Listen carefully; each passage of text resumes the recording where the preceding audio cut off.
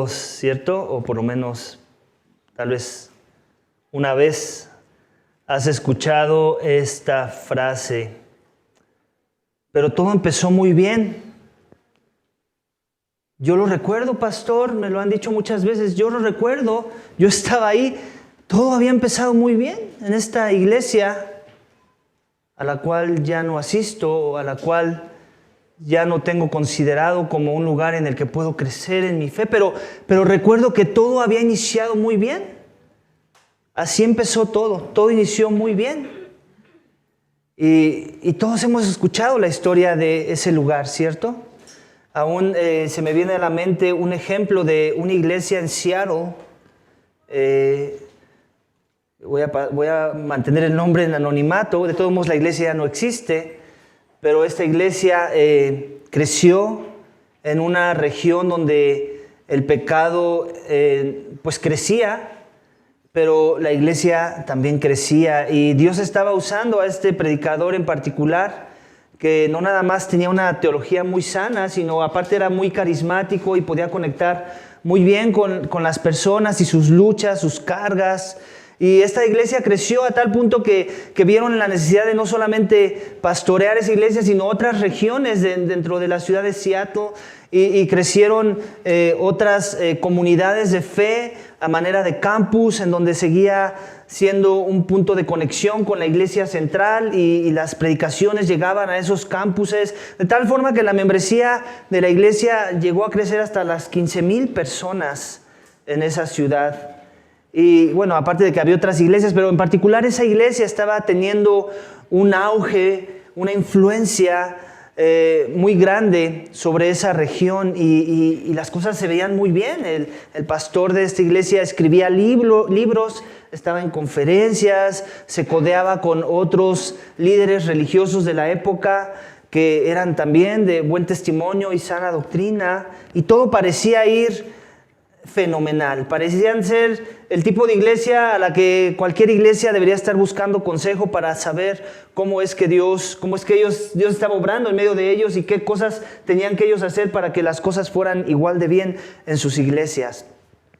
Y un día, de la noche a la mañana, así como esa iglesia se veía tan grande y de mucha influencia, de la misma manera que llegó a ese lugar, al siguiente día todo se derrumbó. Dios la derrumbó. Lo podemos poner en esas palabras. Y la pregunta que se hace todo mundo cuando cosas así suceden es precisamente eso. ¿Qué pasó? Comenzó muy bien, todo iba muy bien.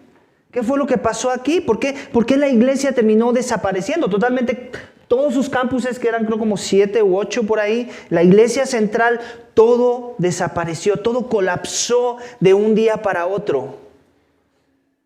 Y historias como esas tal vez hemos escuchado en otros contextos, tal vez no tan a gran escala, tal vez a mayor escala, pero son cosas que son una realidad en la vida del mundo cristiano. Y suceden y seguirán sucediendo, iglesia. Y la razón por la que suceden ese tipo de cosas es por esta. Cuando pierdo de mi vista la santidad de Dios, lo que parece la cúspide de mi experiencia con Dios, hará más dolorosa la caída. Eso es lo que veremos en Levítico capítulo 10.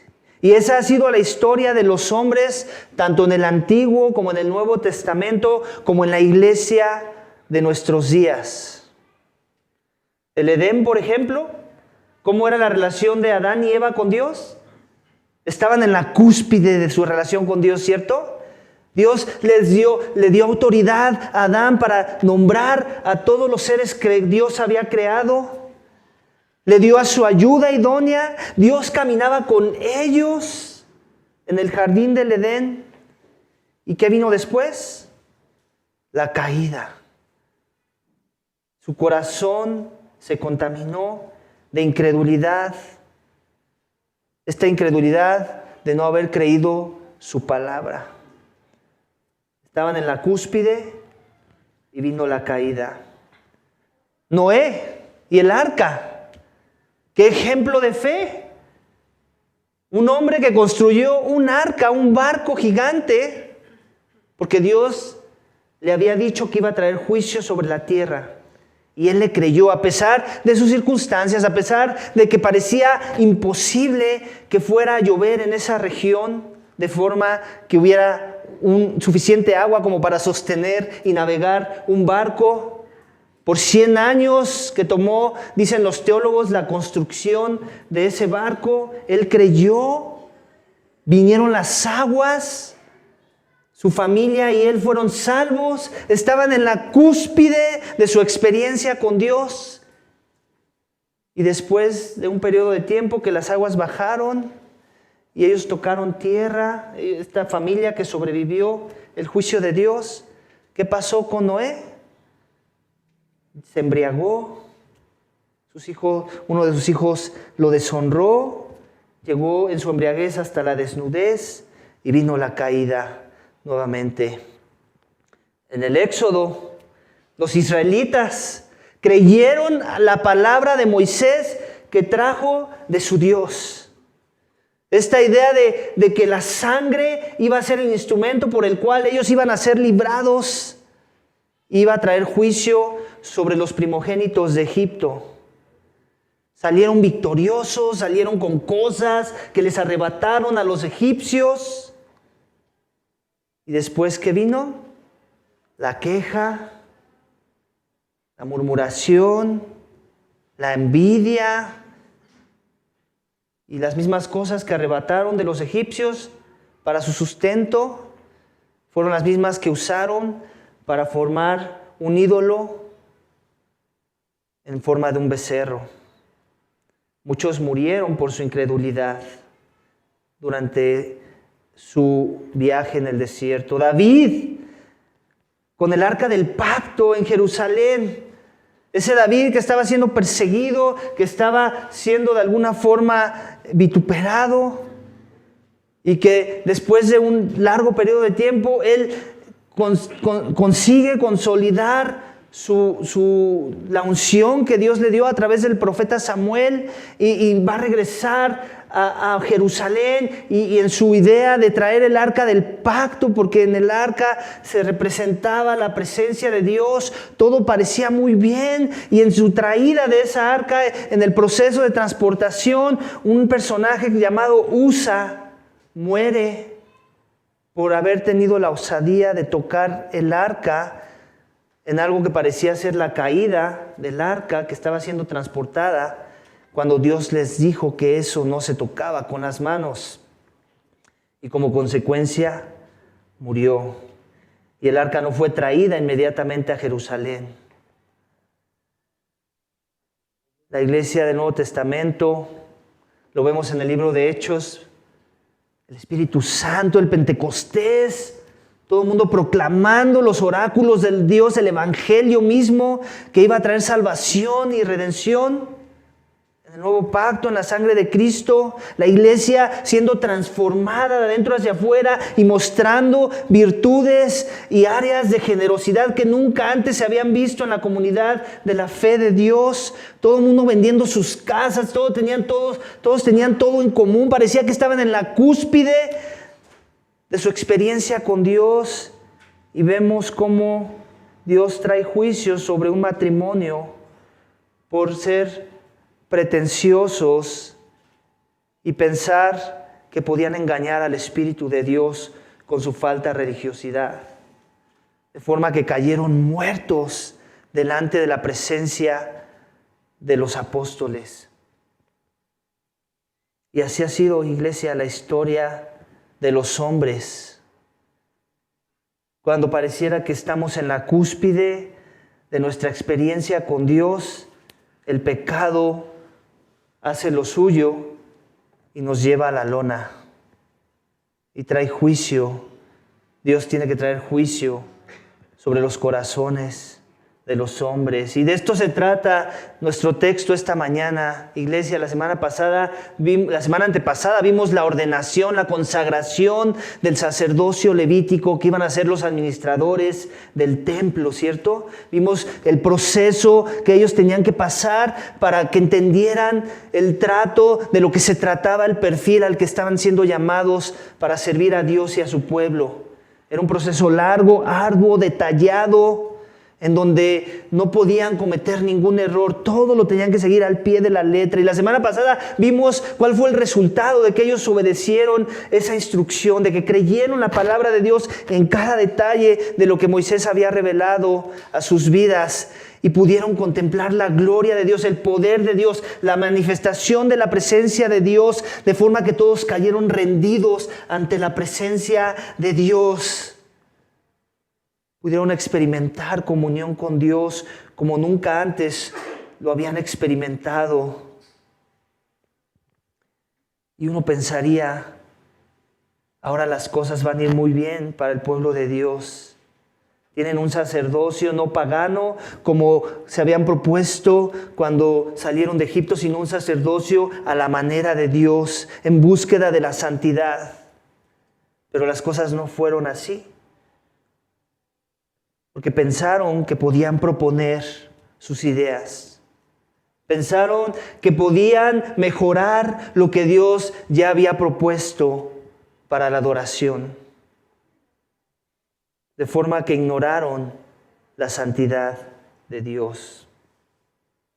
Cuando mi trato hacia Dios ignora su santidad, iglesia, su ira es mi justa retribución. Ese es el título de mi mensaje esta mañana. Cuando mi trato hacia Dios ignora su santidad, su ira es mi justa retribución.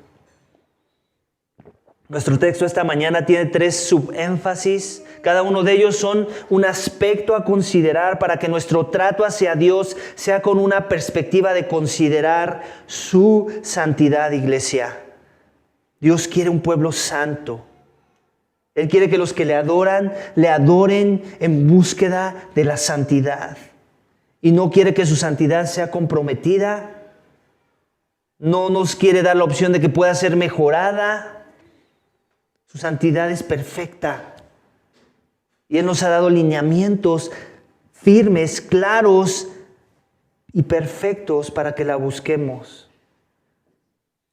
Vamos a leer el primer aspecto de lo que Dios quiere que busquemos en su persona y en esa búsqueda de la santidad. Versículos 1 al 7, que voy a leer nuevamente. Pero Nadab y Abiú, hijos de Aarón, tomaron sus respectivos incensarios y después de poner fuego en ellos y echar incienso sobre él, ofrecieron delante del Señor fuego extraño que Él no les había ordenado. Y de la presencia del Señor salió fuego que los consumió y murieron delante del Señor. Entonces Moisés dijo a Aarón: esto es lo que el Señor dijo: como santo seré tratado por los que se acercan a mí, y en presencia de todo el pueblo seré honrado. Y Aarón guardó silencio. Moisés llamó también a Misael y a Elzafán, hijos de Uziel, tío de Aarón, y les dijo: acérquense, llévense a sus parientes de delante del santuario, fuera del campamento. Y ellos se acercaron y los llevaron fuera del campamento, todavía en sus túnicas, como Moisés había dicho. Luego Moisés dijo a Aarón y a sus hijos Eleazar e Itamar que no descubran su cabeza ni rasguen sus vestidos, para que no mueran y para que Él no desate todo su enojo contra toda la congregación. Pero sus hermanos, toda la casa de Israel, se lamentarán por el incendio que el Señor ha traído. Ni siquiera saldrán de la entrada de la tienda de reunión, no sea que mueran, porque el aceite de unción del Señor está sobre ustedes. Y ellos hicieron conforme al mandato de Moisés. Iglesia, este es el primer aspecto que tenemos que considerar a la luz del texto que acabamos de leer. Que debemos de considerar su santidad y obedecer su palabra. Esto es algo que ellos no pudieron hacer. Esto es algo que ellos no hicieron. El texto no nos dice cuánto tiempo fue el que pasó de que ellos ofrecieron un sacrificio correcto y la gloria del Señor se manifestó. Y recuerdas la semana pasada que leímos una frase que se parece, es básicamente textual, idéntica a lo que acabamos de leer con respecto al juicio que envió Dios en contra de 2 de los hijos de Aarón. ¿Recuerdas la semana pasada? Voy a leer versículo 23, capítulo 9. Moisés y Aarón entraron en la tienda de reunión y cuando salieron bendijeron al pueblo. La gloria del Señor apareció a todo el pueblo y salió fuego de la presencia del Señor que consumió el holocausto y los pedazos de grasa sobre el altar. Salió fuego. ¿Qué fue lo que consumió a los hombres? ¿Aquellos que ofrecían sacrificio?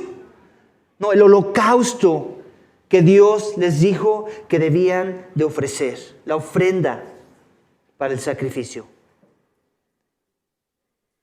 Pero después sucedió que 2 de los hijos de Aarón pensaron, tal vez en sus mentes, que podían proponer mejoras al sacrificio, que podían adornar el sacrificio, que lo podían mejorar de tal forma que se viera, no sé, más elegante, más armonioso, con un ambiente más cálido tal vez.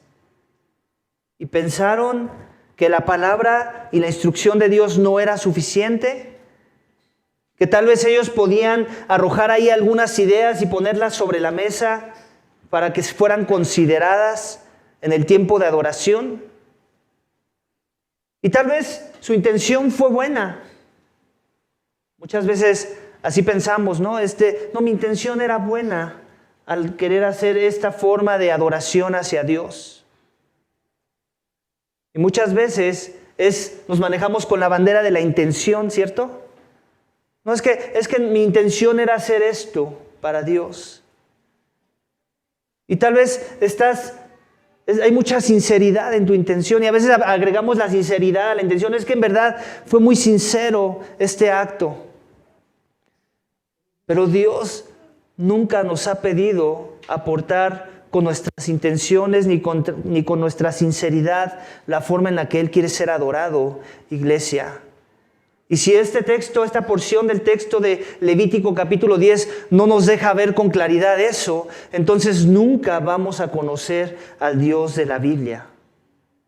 El Dios de la Biblia es muy específico, tanto en el Antiguo como en el Nuevo Testamento, en las formas en las que Él quiere ser adorado y reverenciado por aquellos que le buscan, que dicen que le aman y que buscan su santidad.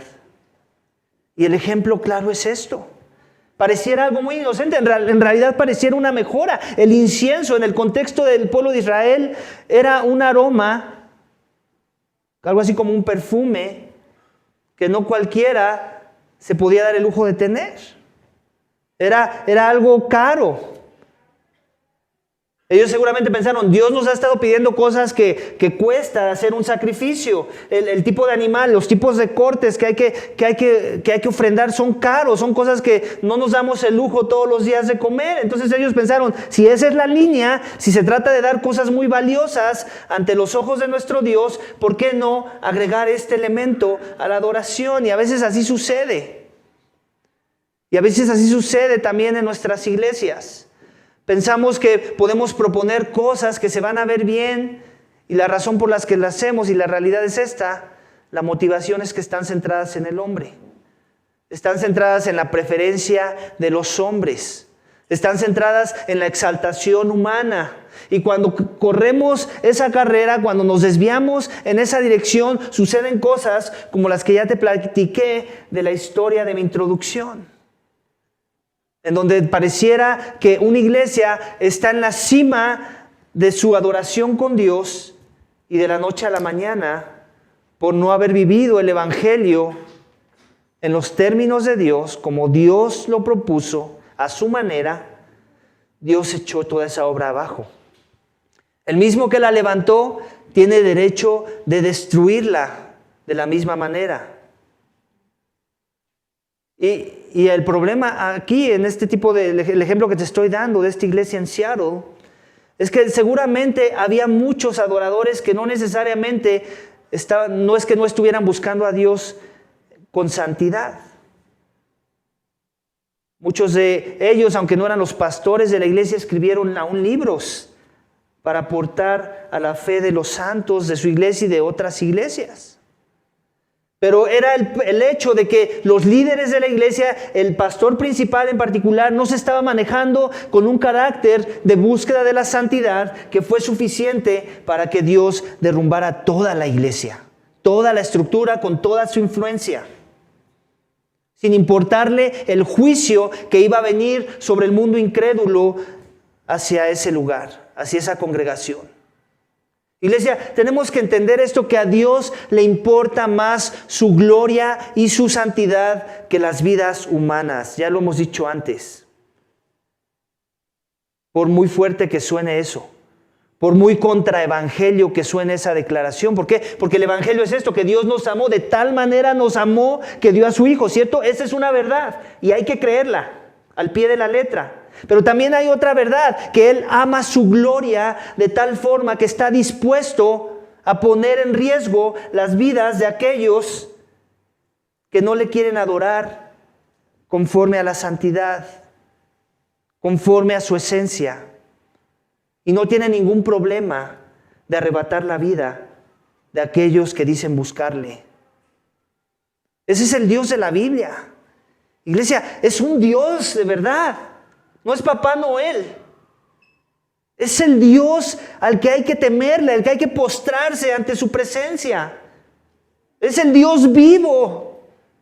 Es el Dios que no solamente tiene la potestad de quitar tu vida, sino de enviar las almas de aquellos que no le buscan, de aquellos que no se rinden ante su presencia, al infierno, al fuego eterno que nunca se apaga. Como que no está muy de moda que hablemos de la ira de Dios en nuestros tiempos. Como que esta iglesia nunca va a ser de moda. Lo tenemos que anticipar. Pero ¿cuándo dijo Dios que se trataba de ser de moda? O de apelar a las ideas y las emociones del mundo perdido, de aquellos que odian a Dios, de aquellos que no le buscan en sus términos. Si hay algo que tiene que distinguir a la congregación de los santos, es precisamente esto, que somos distintos porque Dios es distinto, que somos diferentes porque Él es diferente, que nos manejamos a otro ritmo del tambor que contrasta de manera radical el ritmo del tambor del mundo, que nos quiere persuadir con ese ritmo, que quiere que nos alineemos a sus convicciones, de cómo ellos ven el mundo, de cómo ellos ven al hombre, de cómo ellos ven a Dios mismo.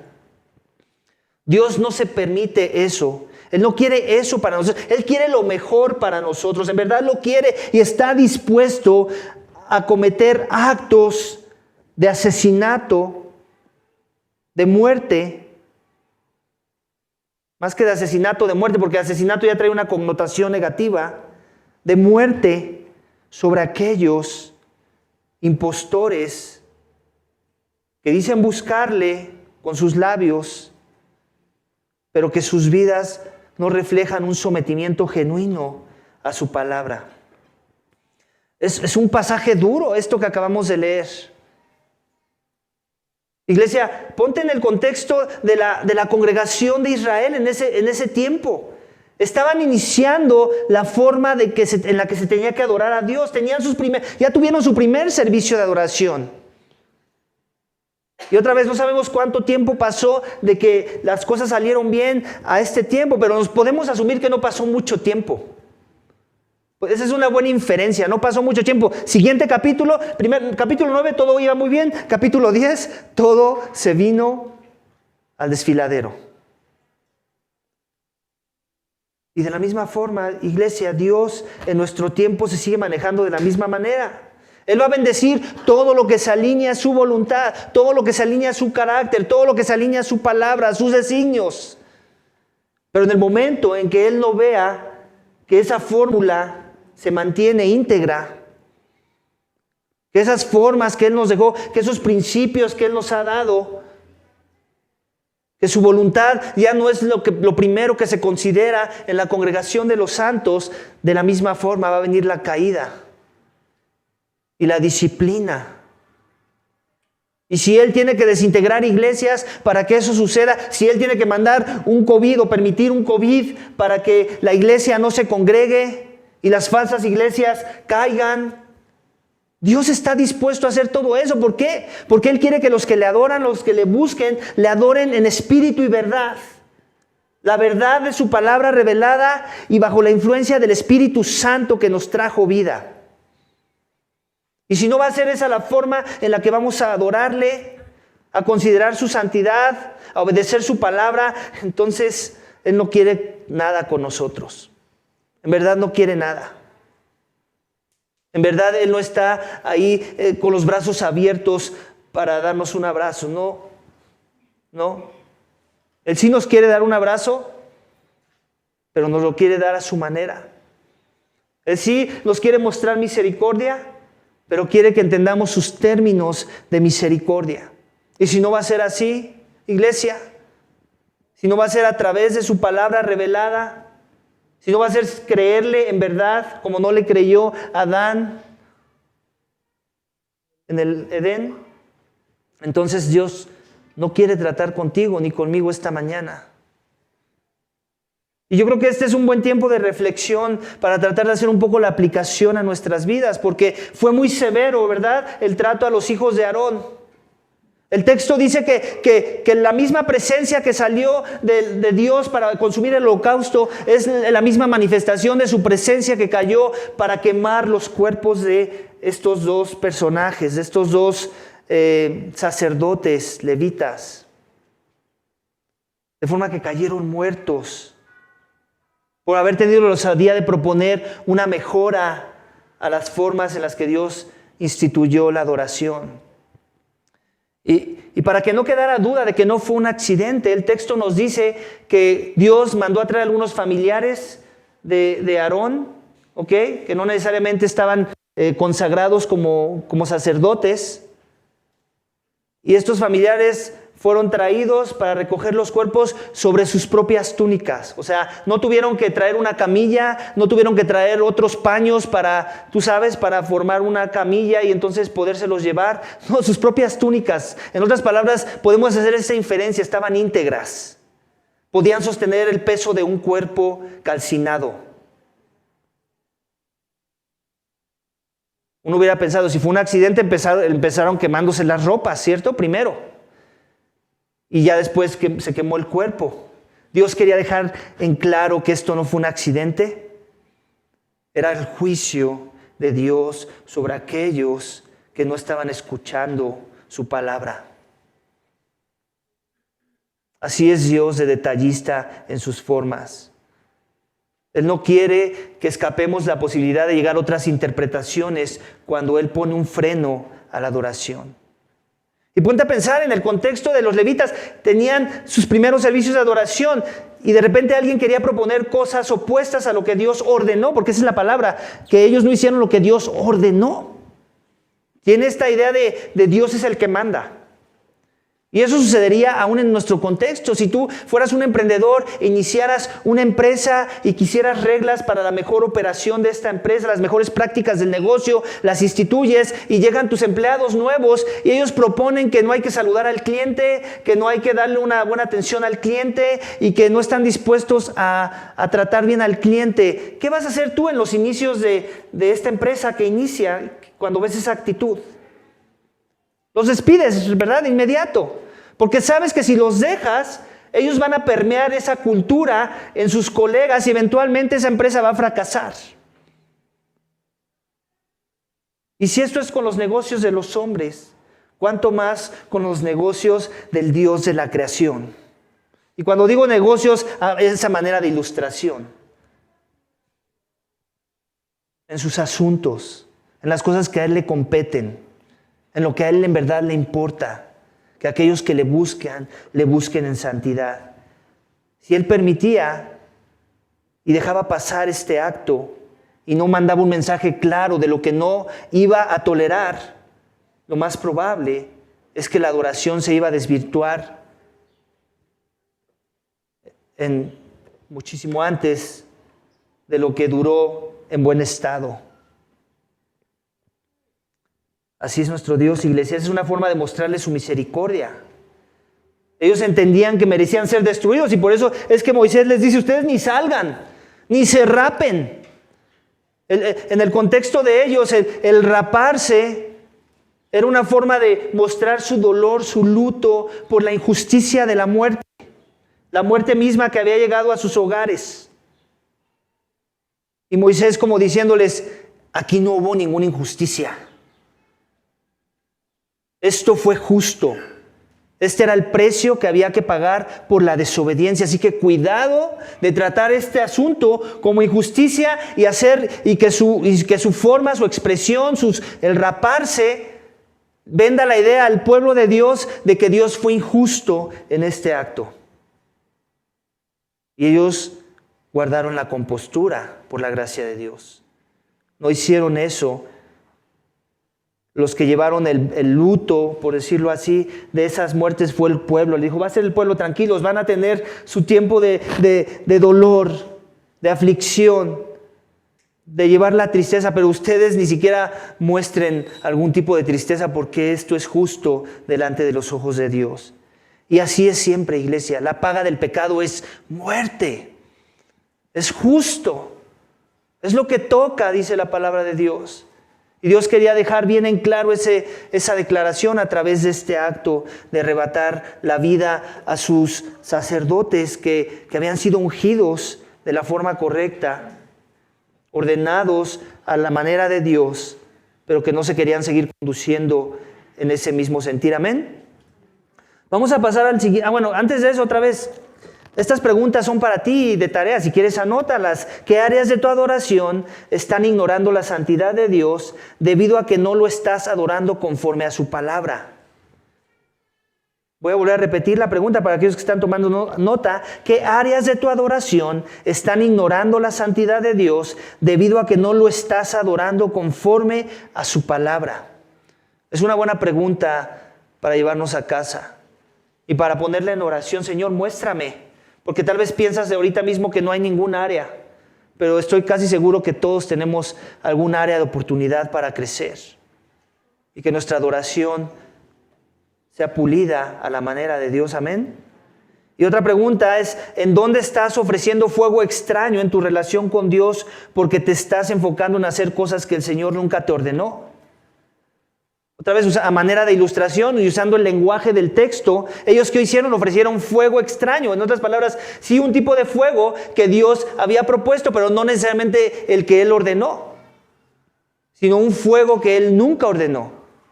Era fuego, parece cristiano esto que hago. ¿Cuánto de eso en verdad lo es a la luz de la palabra de Dios? Una forma que te puede ayudar a contestar esta pregunta es si le has preguntado a otros que te rodean cuánto de tu fuego que estás ofreciendo a Dios, cuánto de esta forma de adorar a Él en tus decisiones, en tu conducta, en tu relación con los demás, en verdad está alineada a la voluntad de Dios en su palabra. Y si ese no es el caso, entonces ya sabes que estás ofreciendo fuego extraño y que si estuviéramos en el contexto de los levitas, ya ahorita todos oleríamos a pollo rostizado. Y la esperanza es que no queramos caer en ese error. Queramos rectificar esas áreas donde posiblemente mi fuego no es el que Dios instituyó, sino un fuego que Él nunca ordenó. Amén. Vamos al siguiente subénfasis, siguiente aspecto de lo que no debemos de hacer en nuestra adoración con Dios. Versículos 8 al 11. El Señor dijo a Aarón, ustedes no beberán vino ni licor, ni tú ni tus hijos contigo, cuando entren en la tienda de reunión, para que no mueran. Es un estatuto perpetuo por todas sus generaciones, y para que hagan distinción entre lo santo y lo profano, entre lo inmundo y lo impío, entre lo inmundo y lo impío, y lo limpio, y para que enseñen a los israelitas todos los estatutos que el Señor les ha dicho por medio de Moisés. Yo no sé si tienes un vehículo o aún te gustan algunos carros ahí que salen en el mercado. Y algo que a mí me gusta de los carros, sin importar el carro que sea, es cuando los polarizan sus vidrios, ¿cierto?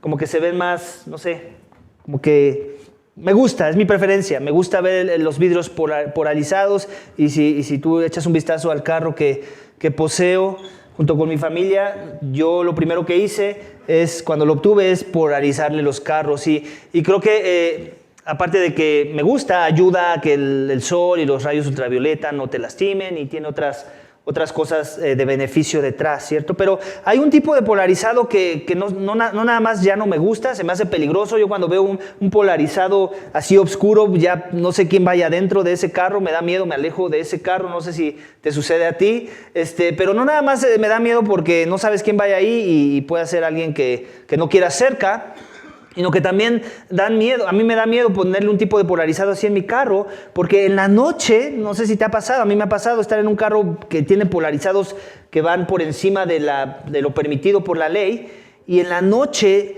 cuando quieres espejear y mover ese carro, si tienes el vidrio arriba, es imposible ver. Es imposible. ¿Y el riesgo cuál es? Pues que cometas un accidente, ¿cierto? Que puedas aún hasta atropellar a una persona. ¿Por qué? Por causa de este polarizado, ¿okay? Que no necesariamente es malo, pero puede serlo en el contexto cuando está oscuro allá afuera, ¿cierto? Y así sucede con este ejemplo que te doy. Pero en el ejemplo de lo que acabamos de leer, ¿por qué di el ejemplo del polarizado? Porque no quiero que lleguemos al legalismo del texto. El legalismo del texto de lo que acabamos de leer puede ser el alcohol es malo y por eso Dios les dijo que no tomaran del alcohol, ¿ok? Y si el alcohol es malo, ninguno, ni los levitas, ni cualquier otro que se diga ser cristiano, debería de considerar el alcohol en su vida. Y yo creo que eso es verdad y no es verdad. Y yo creo que todo tiene que ver dependiendo de cuánto el alcohol o cualquier otra sustancia que no sea alcohol, o aún pueden ser alimentos mismos, que te puedan llevar a desvariar de concentrarte en contemplar la santidad de Dios. Y cuando ese es el caso, el principio que Dios instituye, en este caso en el contexto de los levitas, es que ellos se abstengan del alcohol. El texto no nos dice que ellos tomaron alcohol y por eso ofrecieron fuego extraño, tenemos que ser claros en eso. Podría ser una buena inferencia, tal vez, pero no importa si lo hicieron o no, el punto es que Dios sabe que si en tus 5 sentidos puedes cometer el error o la desobediencia de no hacer lo que Dios instituyó, cuánto más si tienes la influencia de algo que te está obstruyendo tu visión de la santidad de Dios. Este es el segundo énfasis en nuestro texto esta mañana, iglesia. Contempla su santidad, abstente de aquello que te corrompe. En este caso, el peligro era que el alcohol tomara el lugar de nublar la visión de la santidad de Dios y volvieran a cometer el mismo acto o algún otro peor en el proceso de ofrecer un sacrificio.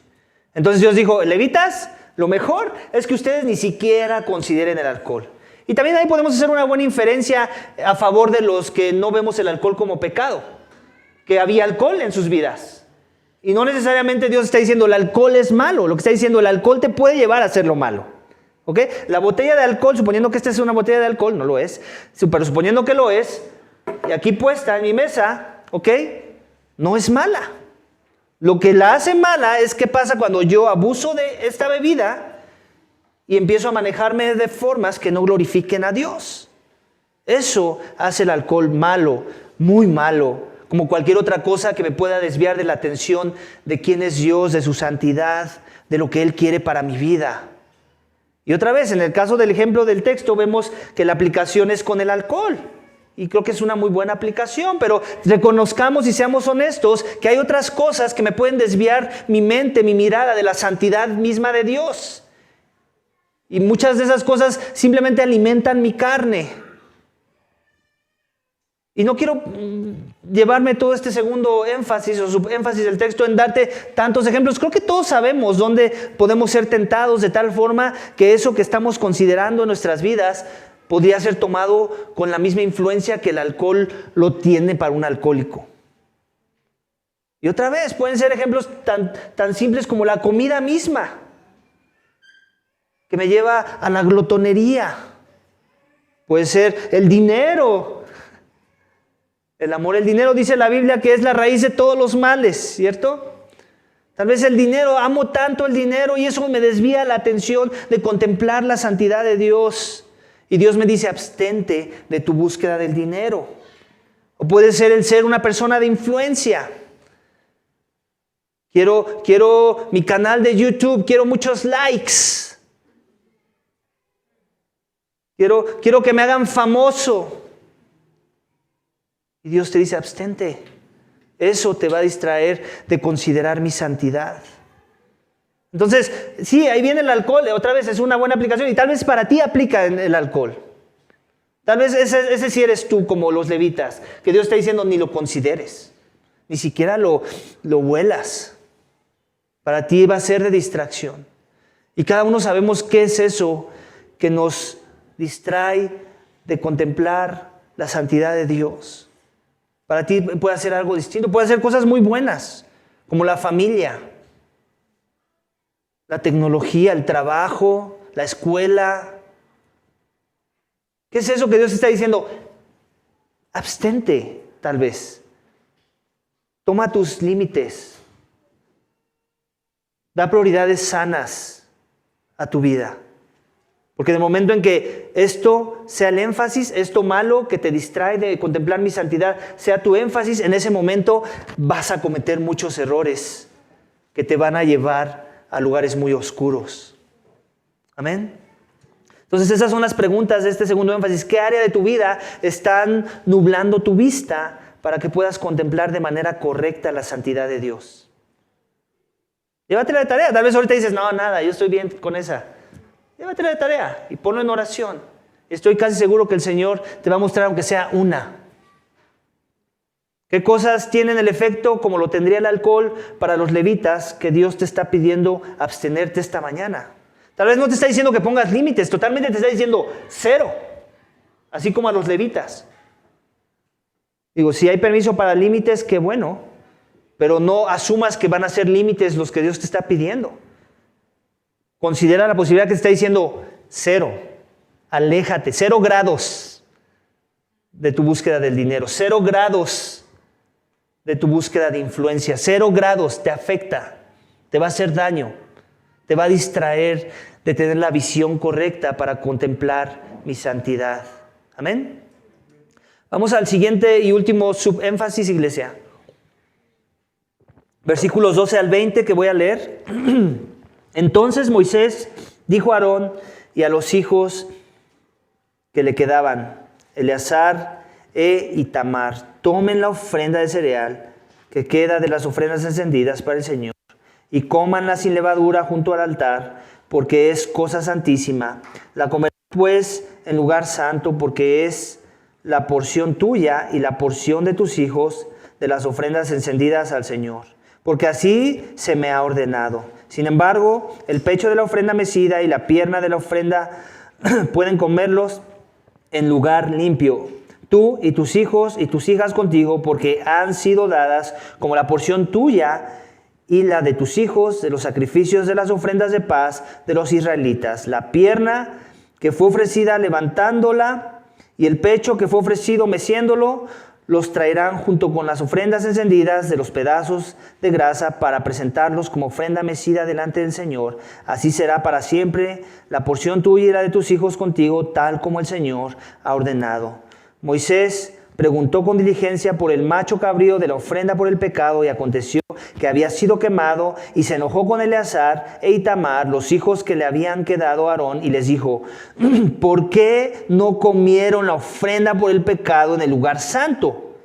Porque es santísima y les ha sido dada para quitar la culpa de la congregación, para hacer expiación por ellos delante del Señor.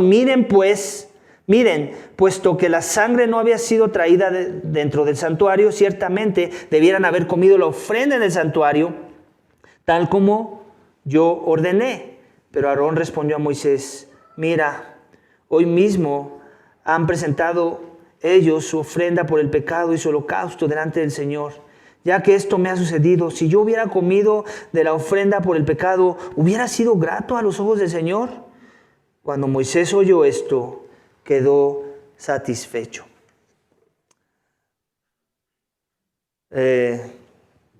Todos conocen la tienda, no sé si todos conozcan la tienda IKEA. Tenemos una tienda IKEA aquí en Ciudad de México y no me han pagado para hacer un comercial, pero es ese tipo de tiendas que a veces es bueno ir y distraerse un poquito y ver de los ingenios y las cosas que el hombre puede hacer con la sabiduría que Dios le ha dado.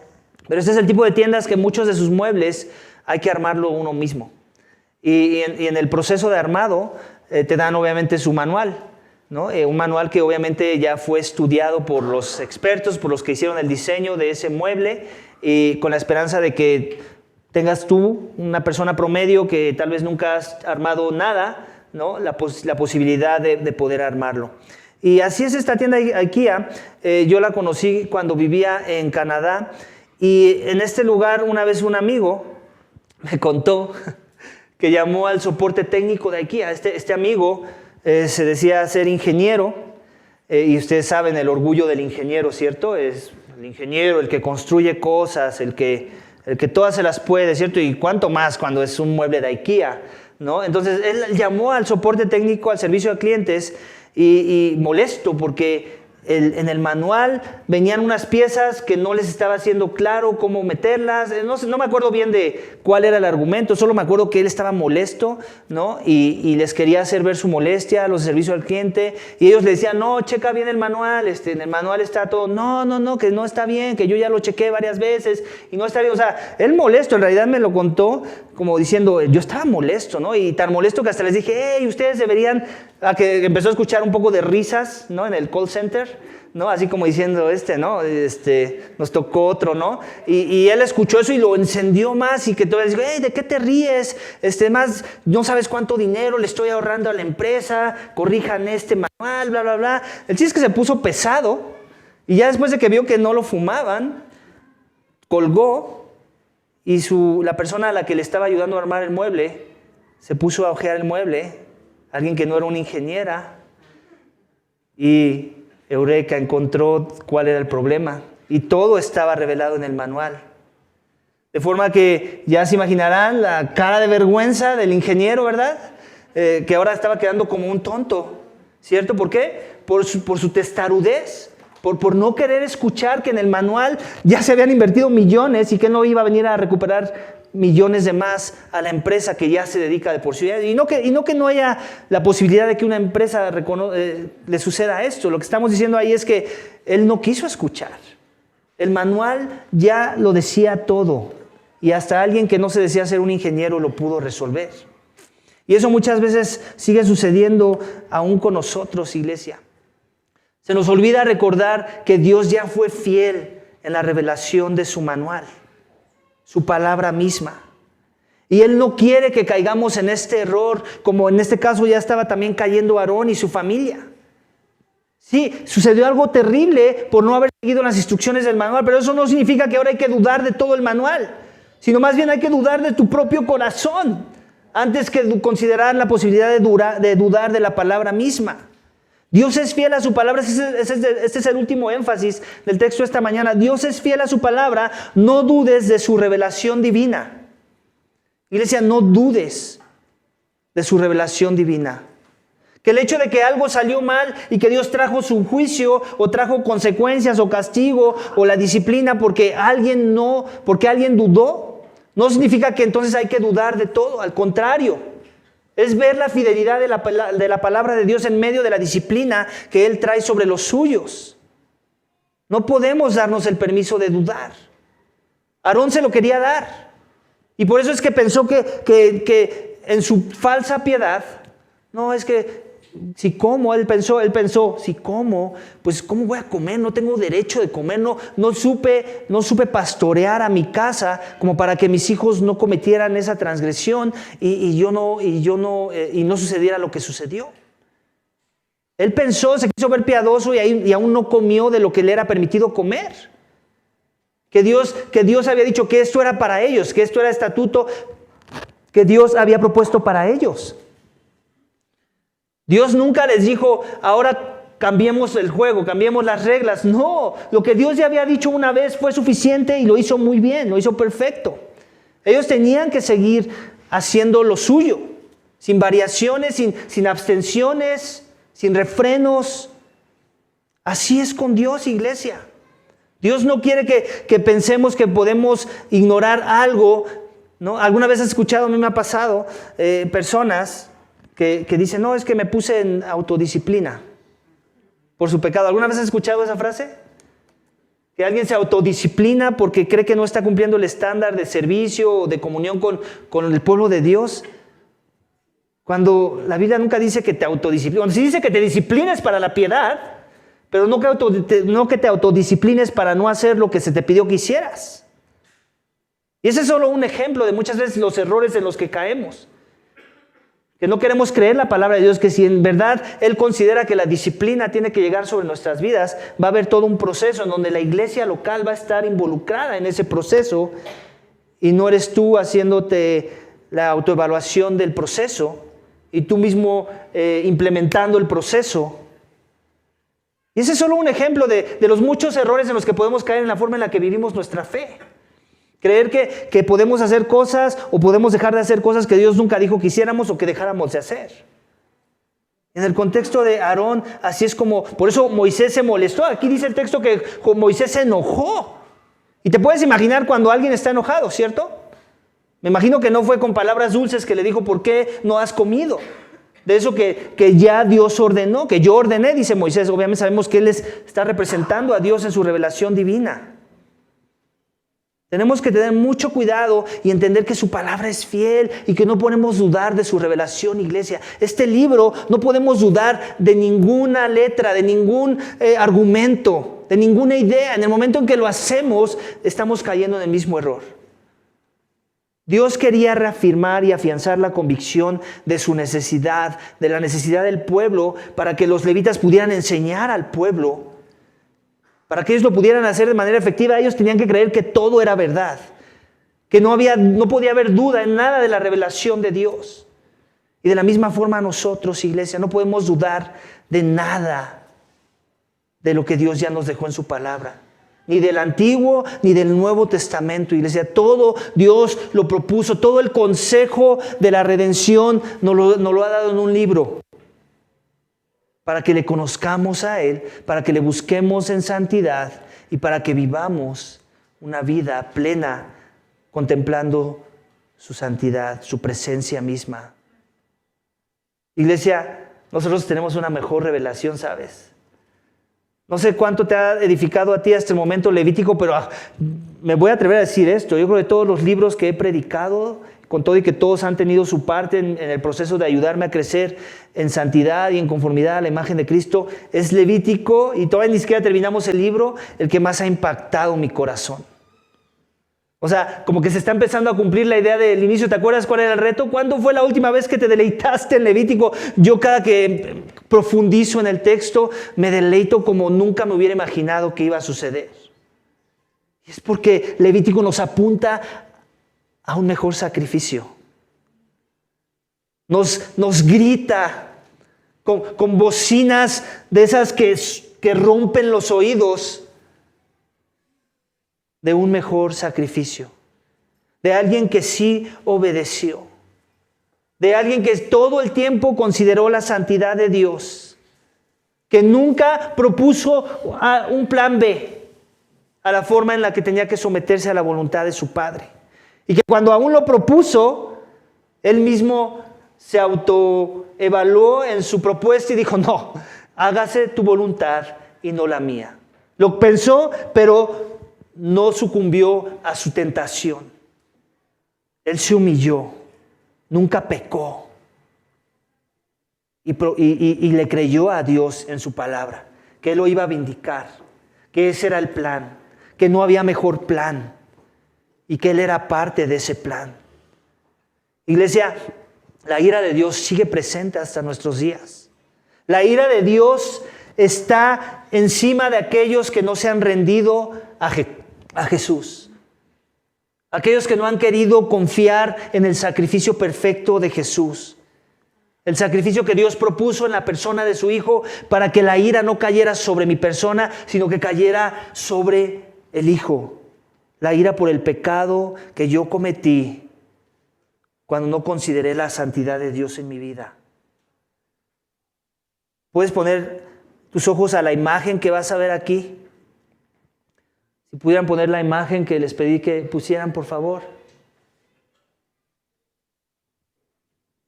¿Sí la tienen en el sistema? ¿Sí? Aquí podemos ver una representación gráfica, a manera de arte gráfico. Y nos podemos imaginar el ejemplo del texto que acabamos de ver, ¿cierto? Sale fuego de la presencia del Señor y consume el holocausto. Sale fuego de la presencia del Señor y consume a aquel que no se manejó conforme a la santidad de Dios y los mata. En este contexto sabemos que el sacrificio que se necesitaba no era el de animales y que la obediencia que yo podía ofrecer ante la presencia de Dios no era suficiente. Necesitábamos de un sacrificio perfecto, de una obediencia perfecta, y esa la llevó el Hijo en nuestro lugar. Y es cuando hemos en verdad creído en ese sacrificio, en esos términos de reconciliación, que en verdad nosotros podemos escapar la ira de Dios. Así como vemos en la imagen. Lo único que vemos que toca a la persona que está tratando de cubrirse de esa ira, de ese fuego, es la sangre de aquel que recibe toda la ira. Y ese es el Hijo. Es por eso que Él oró: si es tu voluntad, pasa de mí esta copa. La ira que iba a experimentar de no estar en reconciliación, de no estar en comunión con su Padre, sino más bien en hostilidad hacia su Padre. La ira de aquel que por la eternidad tenía una comunión perfecta con su Padre y por un segundo o 3 días, no lo sabemos, la Biblia no es explícita en el tiempo, pero sin importar si fue un segundo o 3 días antes de su resurrección, el problema aquí era que Cristo iba a experimentar la separación eterna y el desprecio de Dios airado por el pecado, de Dios Padre. Y por eso oró. Pero Él consideró más la salvación de los pecadores que merecían ese fuego. Tu salvación, mi salvación. Porque fuimos como los hijos del sacerdote Aarón. Y pensamos que había formas, a nuestro parecer, que tenían que ser consideradas en nuestro proceso de adoración. Así que si has confiado en este sacrificio, si es este tu Dios, ese que fue clavado a una cruz por tus pecados, si la ira ya cayó sobre Él, escuché esta ilustración que me encantó.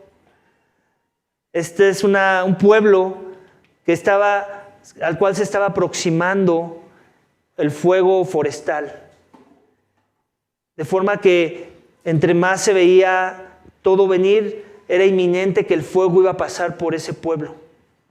Y los pobladores estaban angustiados de que en cualquier momento las llamas iban a caer sobre sus vidas. Entonces a alguien se le ocurrió esto. ¿Qué les parece si incendiamos el fuego, el campo que todavía no se ha quemado, que está a espaldas de la ciudad, del pueblo? Lo incendiamos antes de que venga este fuego más grande. De forma que eso fue lo que hicieron, eso se propusieron, incendiaron esa porción de tierra. De forma que antes de que llegara el fuego más grande, ya algo se había consumido en esa región. Entonces ahora su opción era caminar y desplazarse hacia el lugar donde ya el fuego ya había consumido la tierra, la hierba, las plantas, los árboles, en donde ellos iban a poder morar y subsistir. Y que a pesar de la amenaza de fuego que venía con el incendio que inició antes que el que ellos propusieron, ellos iban a salir intactos. ¿Por qué? Porque ya no había nada más que tuviera que ser quemado en esa región. Ya se había quemado, ya había pasado el fuego antes sobre esa región, de forma que los habitantes pudieron ser salvos, sanos y salvos de la ira de ese fuego. Y lo mismo es con la cruz de Cristo, iglesia. Esa ira ya cayó sobre una persona. Y la esperanza es que tu refugio sea en ese fuego que ya cayó. Que tu esperanza la encuentres, tu esperanza de perdón de pecados, de vida eterna, de reconciliación con Dios, de que la ira justa por tu pecado cayera sobre ti, ya cayó sobre alguien más. Dios fue justo, iglesia, en sus juicios contra el pecado, así como lo fue con los hijos de Aarón. Pero también fue misericordioso en que Él propuso que la ira cayera antes de tiempo en una persona. En este caso fue su hijo. Y la esperanza es que tú has rendido tu vida a este sacrificio, a este mejor sacrificio, al que Dios propuso para llevar la ira y así tú la pudieras escapar. tú pudieras escapar de esa ira, porque la ira ya cayó. Y tú solamente te vas a refugiar en la persona sobre la cual cayó la ira. Amén. Si no has confiado en Jesús como tu Señor y Salvador esta mañana, ¿qué estás esperando? La ira ya cayó. Refúgiate en Él. Ven arrepentido por tus pecados. Confiésale a Él que merecías la ira, pero agradécele porque Él llevó la ira en tu lugar. Y ahora ya nada de condenación hay sobre tu persona. No hay condenación para los que están en Cristo Jesús. Y cuando eso es verdad, cuando en verdad te rindes a sus pies, ahora vas a querer considerar sus caminos en forma de santidad. Amén. Ahora la santidad va a ser algo que van a hacer con una voluntad correcta, con una motivación santa. No para ganar el favor, no para apagar las llamas. No hay mangueras ni agua suficiente para apagar esas llamas. Es el Hijo sobre el cual cayeron esas llamas. Y tú puedes ser salvo de la ira que todos merecemos por nuestro pecado. Vamos a orar, iglesia, para que Dios nos dé esa gracia. Padre, te doy gracias por tu palabra. Yo ruego para que la ira misma que está preparada y que será derramada en contra de aquel que no dobló sus rodillas ante el Hijo, ante el Cordero que quita los pecados del mundo, ante el sacrificio que tú propusiste, Señor, y que dijiste que sin ese sacrificio, Señor, todos seremos condenados, pero que si hemos recibido al Hijo, nosotros somos aceptos delante de ti y somos reconciliados y que somos llamados hijos de Dios, Señor. Nos has dado el derecho de ser hijos tuyos. No solamente no vamos a experimentar las llamas, sino que vamos a experimentar tu amor y una relación perpetua en tu presencia y con tu persona, Señor. Ayúdanos a confiar en el Hijo. Ayúdanos a ver su santidad y querer vivir en pos de esa santidad. Ayúdanos a negarnos a nosotros mismos y negar cualquier idea vana, mundana, pagana, que nos permita pensar que podemos proponer un mejor sacrificio, Señor. Ayúdanos a humillarnos ante el sacrificio que tú diste y que tú propusiste y que llamaste perfecto, que es el olor fragante en el cual encuentras complacencia, que es tu Hijo amado. Ayúdanos a vivir para Él, a morir para Él, y que nuestras vidas sean vidas devotas, consagradas a su nombre, a su persona y a su voluntad. Ayúdanos, Señor, a ver nuestro pecado si aún no lo hemos podido ver, y a ver la justa ira como digna y como merecedora que somos. Pero también ayúdanos a ver tu compasión y tu amor en esa cruz, en ese que llevó la ira, que llevó el castigo y que sufrió el infierno que nosotros merecíamos por nuestro pecado. Gracias por Cristo, gracias por su sangre, gracias porque en Él estamos seguros, cubiertos y esperanzados de una vida eterna en tu presencia. Te lo pedimos y te damos gracias en el nombre de tu Hijo amado, Cristo Jesús. Amén.